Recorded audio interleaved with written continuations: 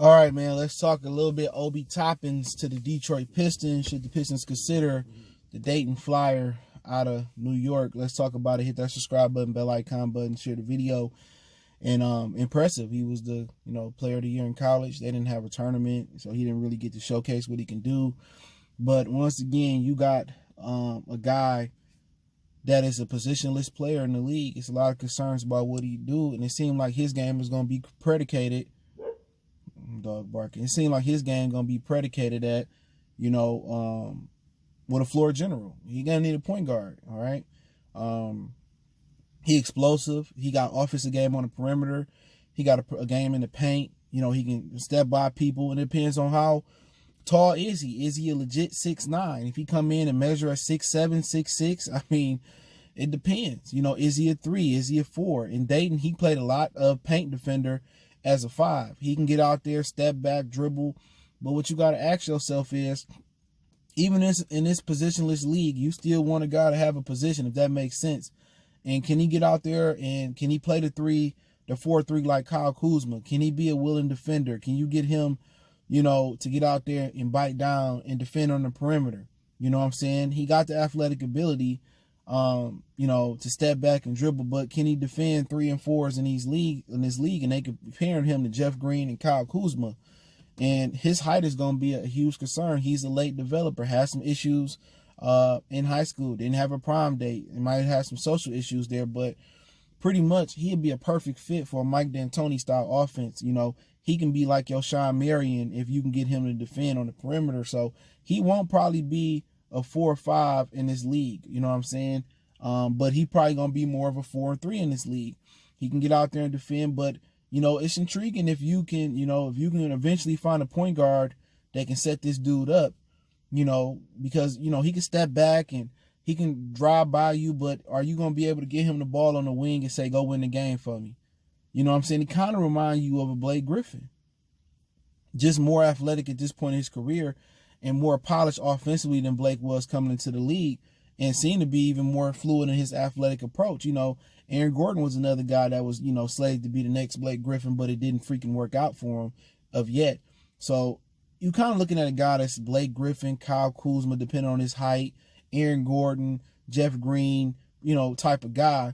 But one thing we got to, he ain't Blake Griffin as far as facilitating and creating. And Blake Griffin ain't the greatest facilitator and creator out there, but he can do it now. He taught himself to do it. So him being 22 years old, you probably still going to need a point guard down the line to get the best out of Obi Toppins.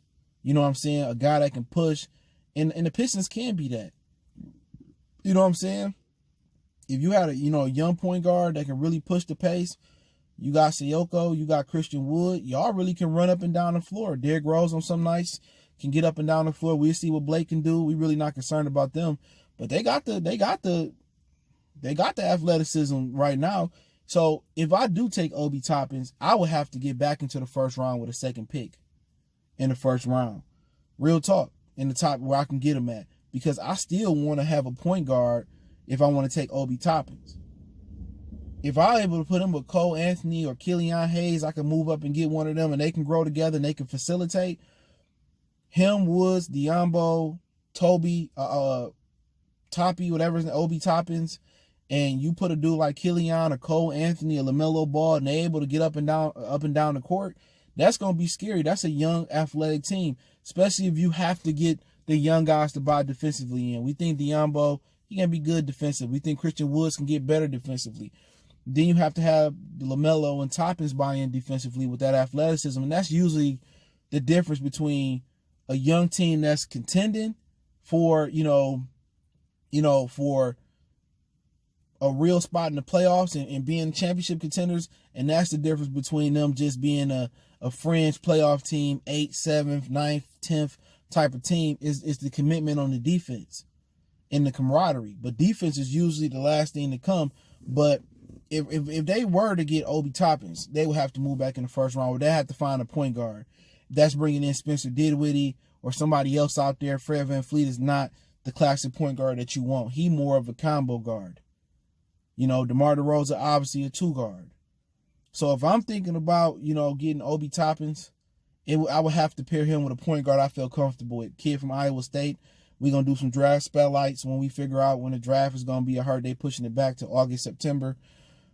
So we kind of looking at a situation where, I'm looking at, maybe if I get Obi Toppin, I got to find me another capable point guard of the future that I can build around. And maybe you can move, outside the lottery, and it's the guys there, excuse me, my neck, that you really like. But as far as the kid's talent, I actually got to break down a little bit of footage of him. He got it, man. He got it, man. You know what I'm saying? People saying Amari Stoudemire, I see more than Amari Stoudemire there. As far as, I see a different skill set. Stoudemire can pick and roll, and Toppins can defend the paint, but I don't think Toppins is as physically long as, I could be wrong, as Amari Stoudemire, but I just see the ability to step back, the ability to blow by people.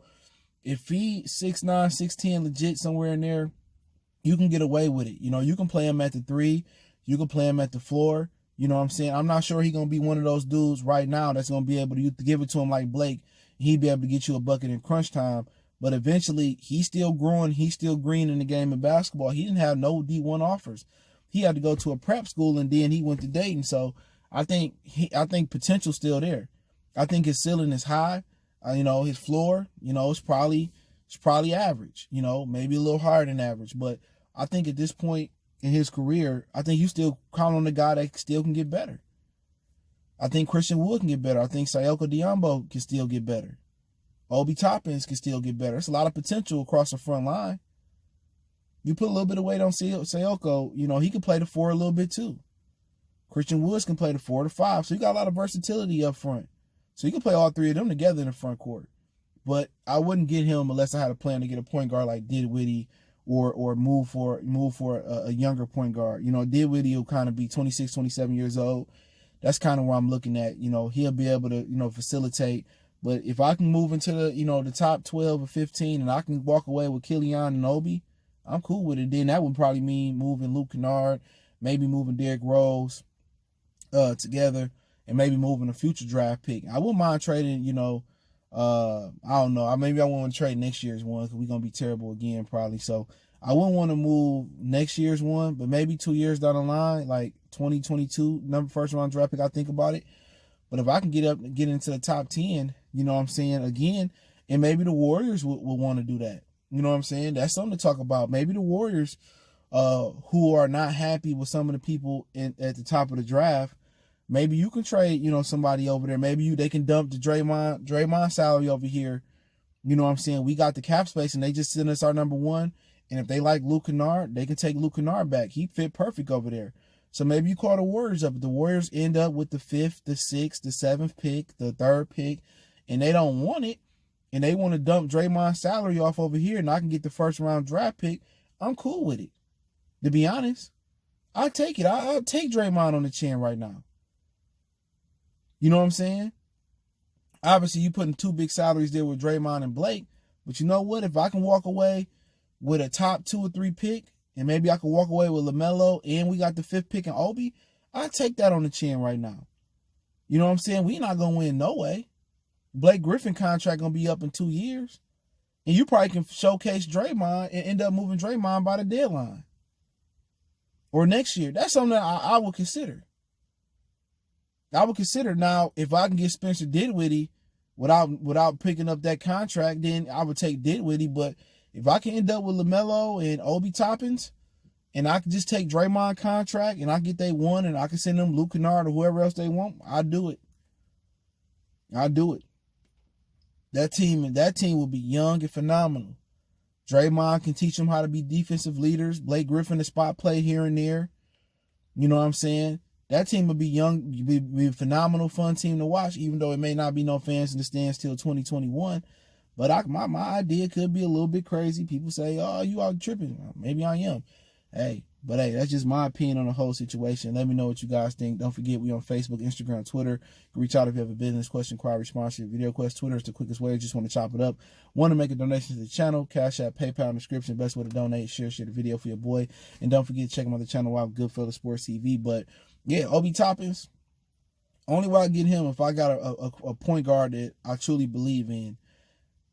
And that's Dinwiddie, another veteran you can trade for, pick up in free agency, or, moving with the Warriors and trying to, acquire 2 picks, try to acquire their first pick, maybe by taking on Draymond Green contract. But hey, let me know what you guys think. One time for the one time we go.